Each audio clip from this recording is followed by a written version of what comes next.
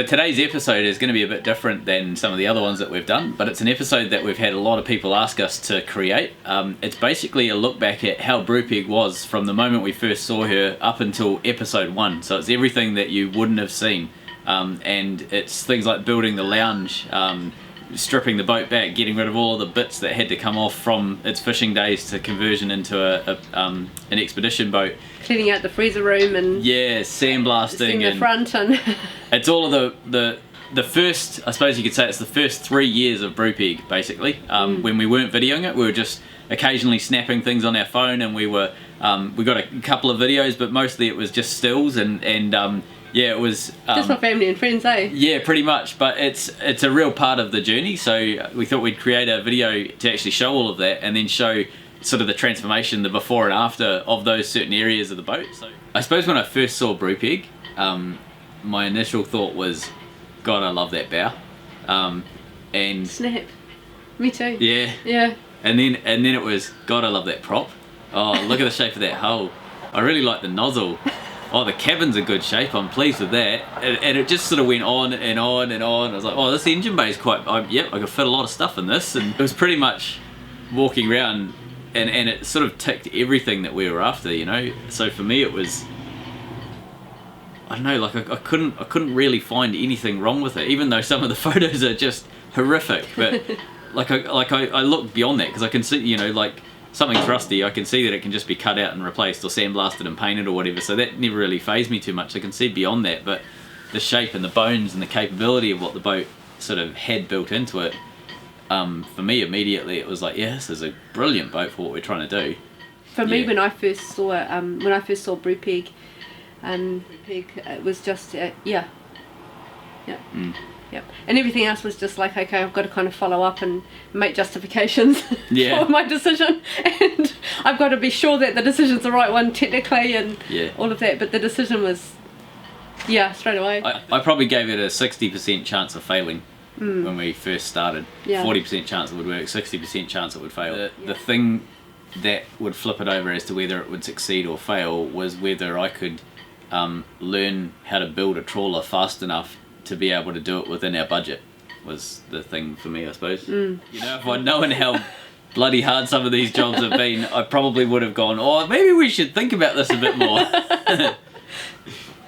I'm glad we didn't. I'm glad we didn't know. Yeah. And we went into it just thinking, nah, stuff it, we'll back ourselves and figure it out. Yeah, we'll give it our best shot. Yeah. Yeah, and it's worth a shot. Yeah. Yeah. Because the alternative was horrible.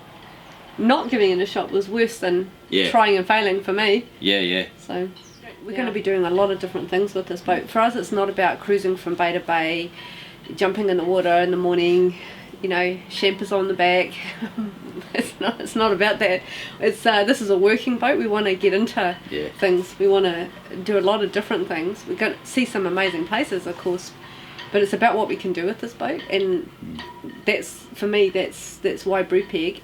On a practical level, sailing is impossible for me. I can't contribute to sailing, but this, I can press a button, turn a key, and I can steer this boat. Even with all of the stuff that Jess manages on a day-to-day basis, we've set Brupeg up so that she can essentially take this from Australia to New Zealand if she needed to. If I needed to, I could. Yeah. Yes. Whereas tying up might be interesting.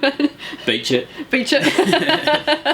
Get it. So let us know in the comments, just feel free to share your thoughts, and you know, like if you've got any questions about it, or you know, thoughts about what we've done or anything, like feel free to belt them out in the comments. We see all of those comments, so it's really awesome to get the comments as you're watching the video. It's kind of, we get to share it with you, so yeah, please do. And remember that some of the footage is a bit old, like the original photographs when we first saw Brupeg when we came through the gate, you know, a little grainy, so please bear with us. Yeah. It's not perfect. Hope you enjoy, guys. Yeah, see ya. I asked Jess if she'd like to buy Brupeg, and this was her response.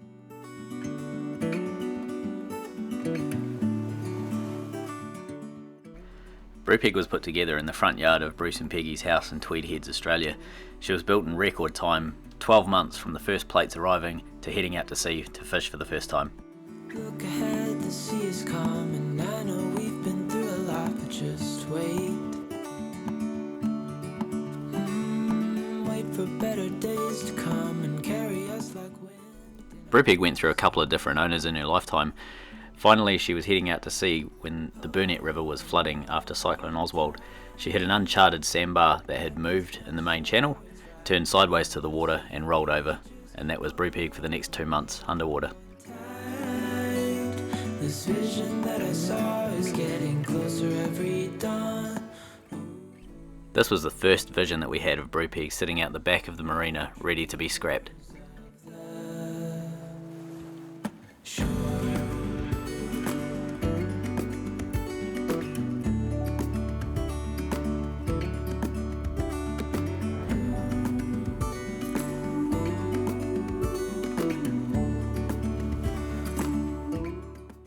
After getting over the initial shock that we'd just brought a massive steel trawler, there was a little bit of head scratching, and then we decided to come up with a plan. We had to strip the blue paint off with electric jackhammers so that we could get the hull sandblasted.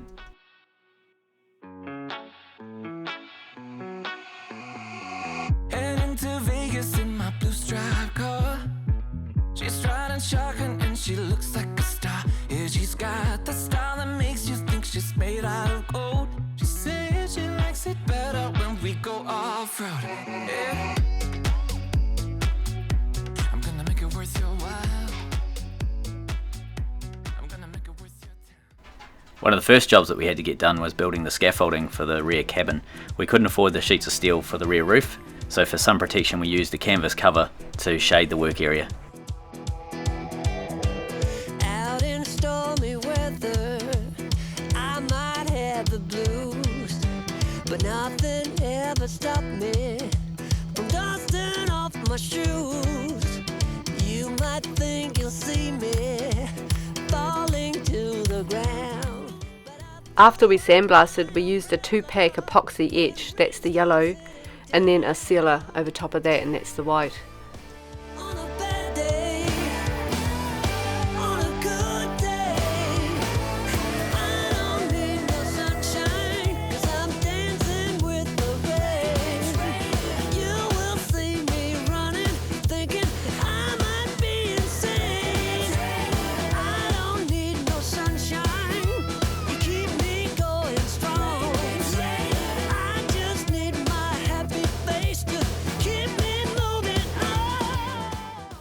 The etch primer was sprayed on and it took them about 2 hours to do that. I thought I'll be able to roll the next coat on without too much drama. It took me from 7 o'clock in the morning till 6 PM to get all of the paint across the boat.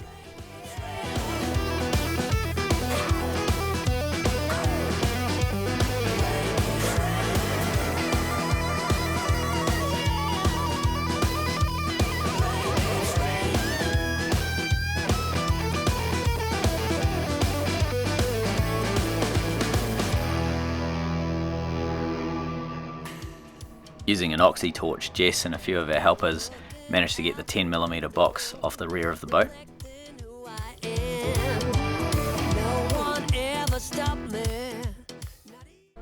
This is what the interior of Brupeg looked like. The red is lead-based edge.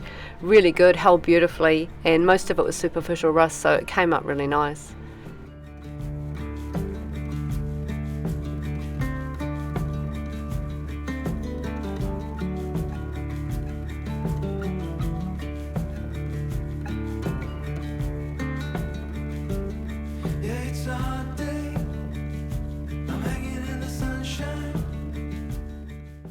In the areas that had too much rust, we decided early on to cut it out and replace with new steel so that we'd never have to think about that as a problem going forward.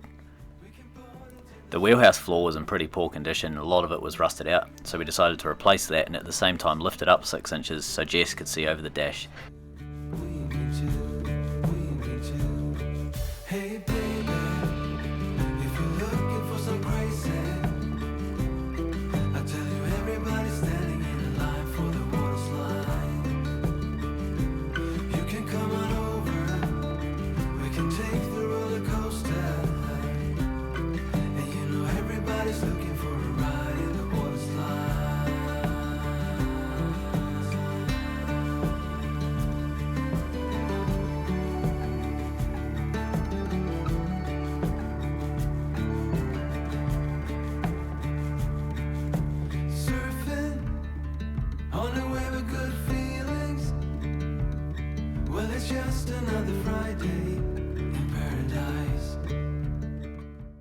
Rather than stick with the original design where you'd climb into the wheelhouse and then down into the forward cabin, it was a bit difficult for Jess to get up and down those stairs, so we decided to knock through and create a hallway which basically gave us a single level boat from front right to back.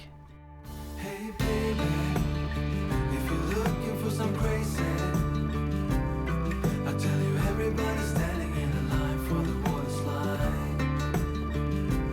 You can come on over, we can take the roller coaster. With the hallway access cut out, it was time to seal up the back of the wheelhouse. You can also see the toilet on the left hand side there. This is the original entrance going from the wheelhouse down into the forward cabins that we had to seal up at the same time.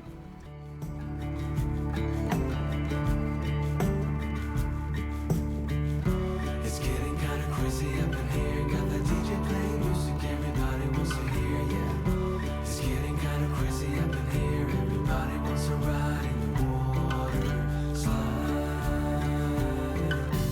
Baby, if you're looking for some crazy, I tell you everybody's standing in a line for the Waterslide. You can come on over, we can take the roller coaster. And you know everybody's looking for a ride in the Waterslide.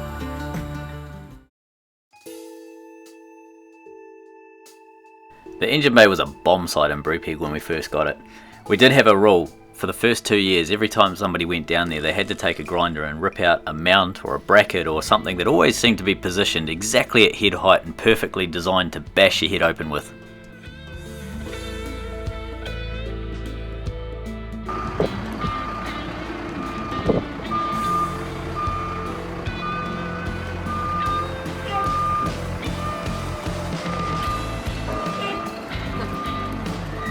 That is so cool.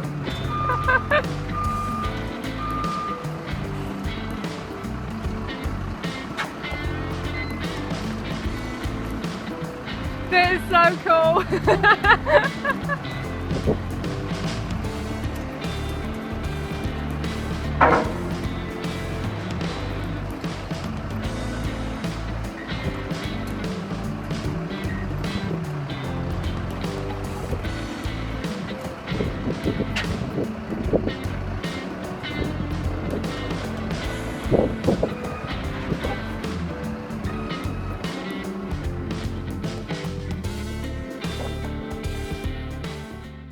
Our 4-to-1 ratio gearbox went in first.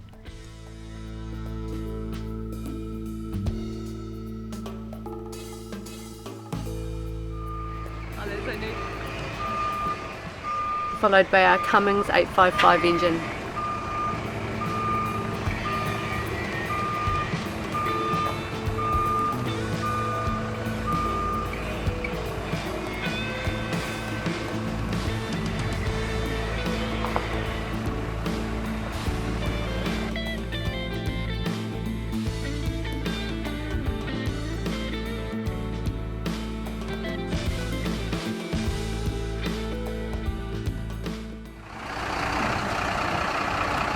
Hello, darling.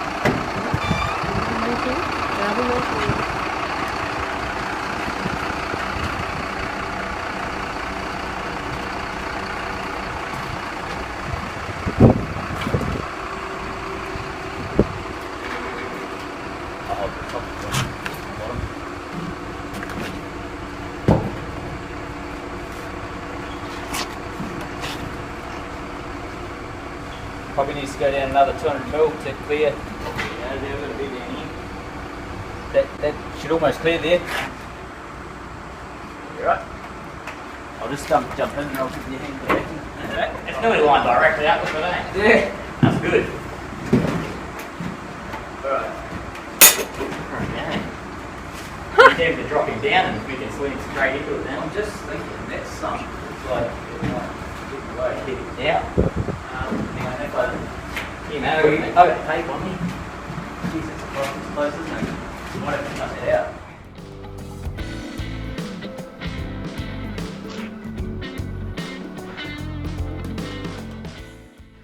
After a morning with the crane, we had an engine and gearbox sitting where they needed to be. We still needed to bolt them together and line everything up, but we had a major forward step in getting our boat moving.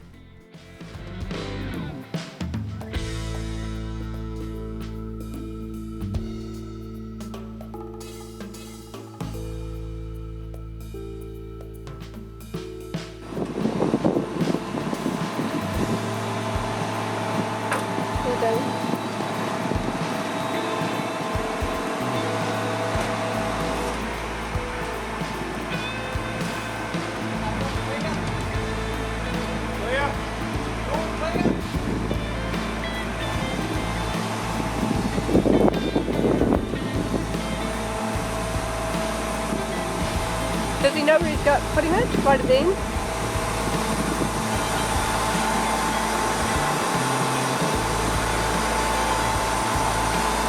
Wow, that is so cool.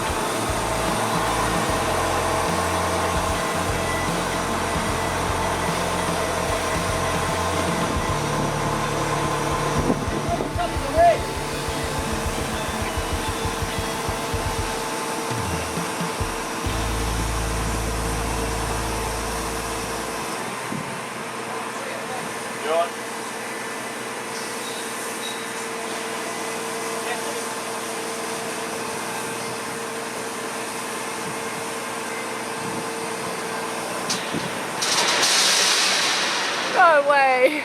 That is so cool. How's that?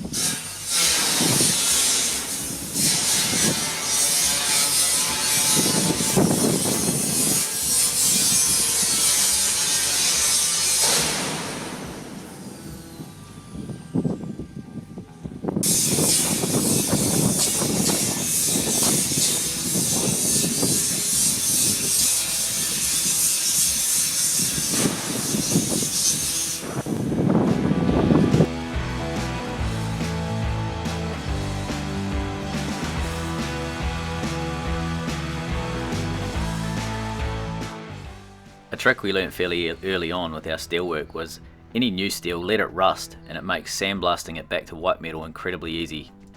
Bex and Joe helped Dame remove all the old fans and gear out of the freezer room, then they tackled the insulation. It took 3 weeks and over 3 skipfuls.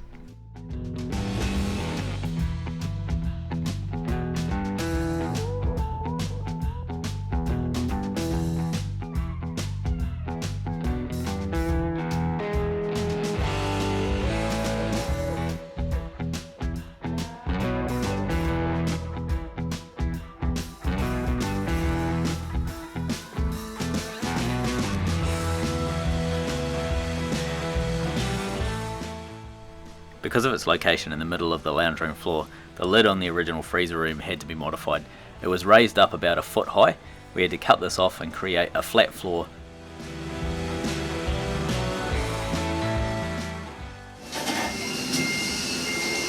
Dame the rope underneath. No, No, it's alright. The plan was to build a flat opening hatch in this area here so that we could get large items in and out of that room with ease.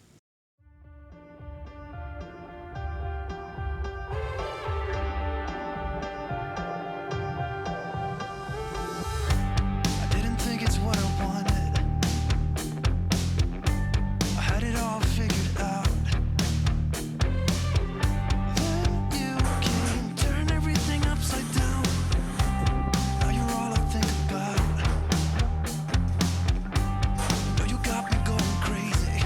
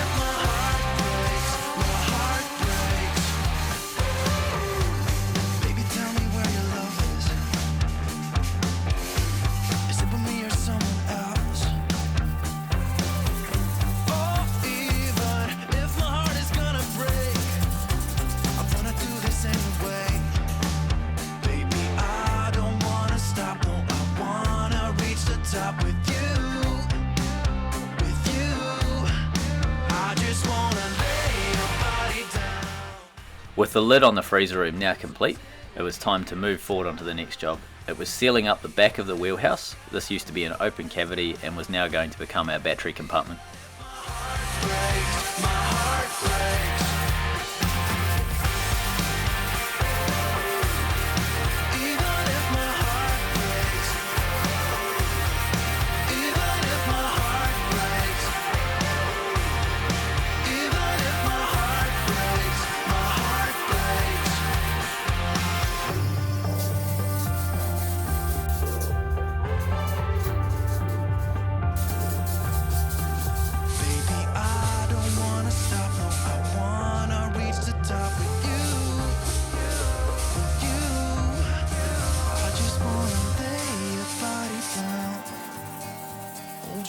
Until the end of time, even if the sky was falling down, even if my heart breaks, I just wanna lay your body down, hold you close until the end of time, even if the sky was falling down, even if my heart breaks, my heart breaks.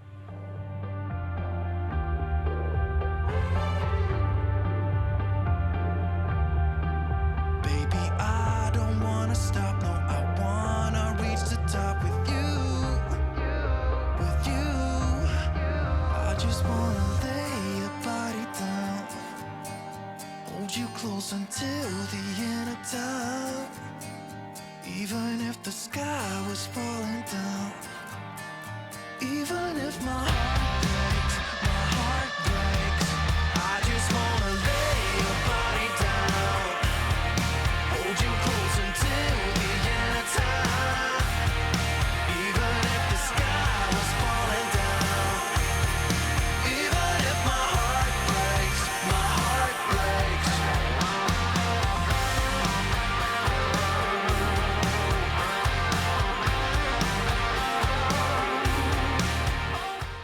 Dame needed an office space for his day job, so he used the wheelhouse, and we got a better spot in the yard, so we moved the boat.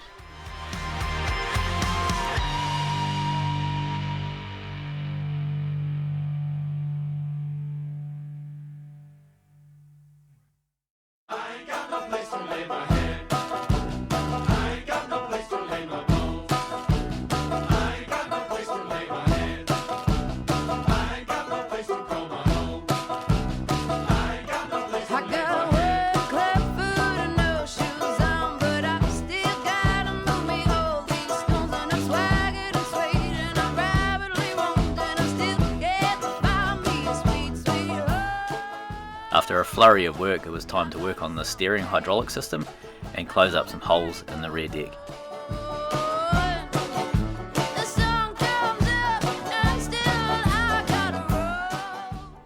After we replaced some of the metal on the window frames, Dame started bonding the windows.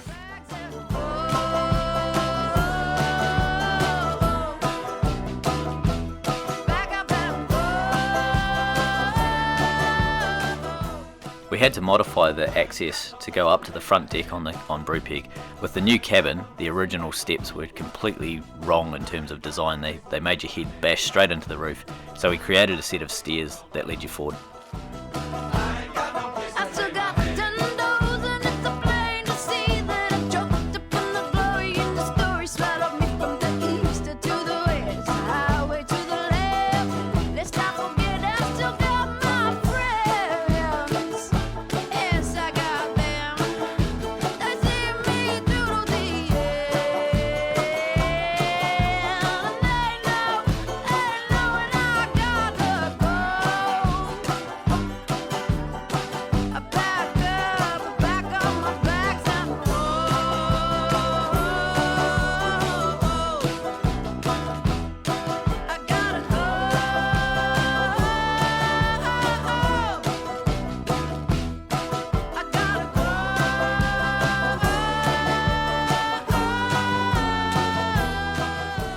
The original Pentagraph Hinge. It was knocked up out of mild steel, and it was a test bed to figure out how do these hinges actually work, and is this going to be an appropriate design for Brupeg's side doors.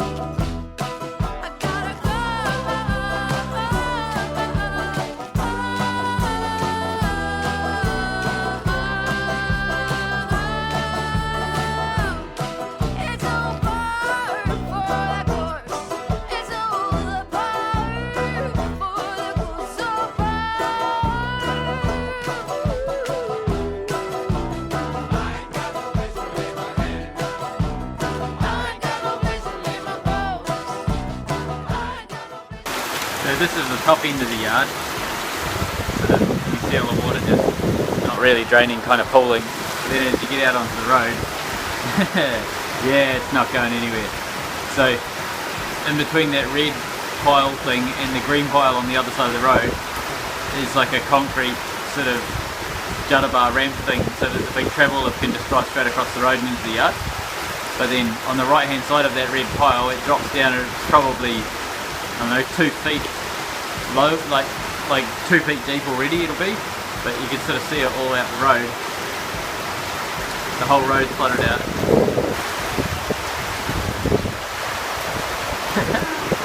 Here's a bow wave.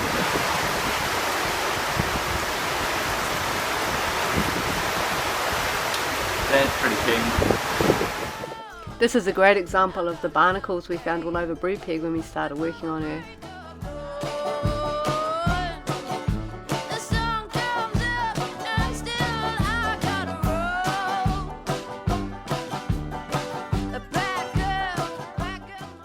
A bit more. Bathroom in here.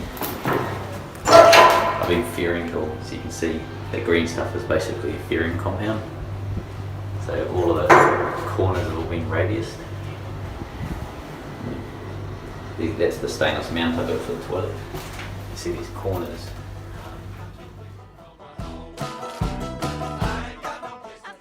To get the right angle in the bathroom, we put a cement floor in and then tiles on top of that. Goes all the way around the front.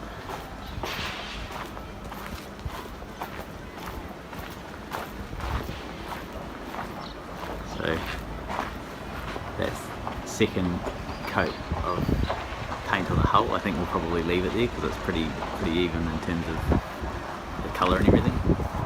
So we're just going to do a black anti-felt and a silver line just above the anti-felt. After sitting for so long, the diesel in the rear tanks had a heck of a lot of diesel bug. When we drained the tanks, this is the diesel bug left over inside.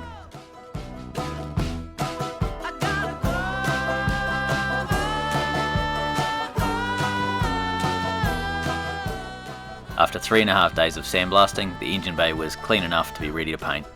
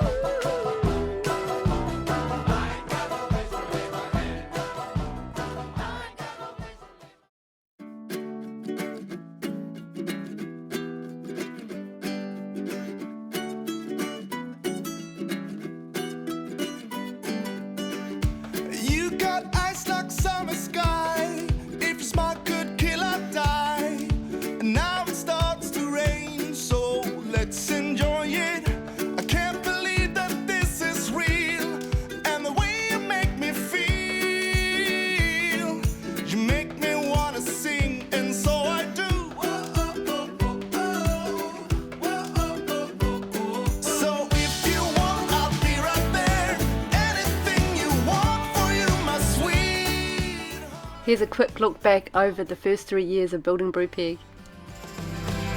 Do you remember when we first met? I thought my eyes would fall straight